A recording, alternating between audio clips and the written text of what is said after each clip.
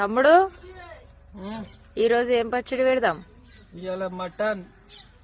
ఇగో mutton పచ్చడి, ఇంకా గోంగూర పచ్చడి, గోంగూర మటన్, బోటి పచ్చడి అయితే ప్రిపేర్ చేస్తున్నాం ఈ రోజు. అయితే మీకు కావాలనుకుంటే ఆర్డర్ పెట్టుకోండి. మా అమ్మ అయితే మంచిగా పెడుతుంది.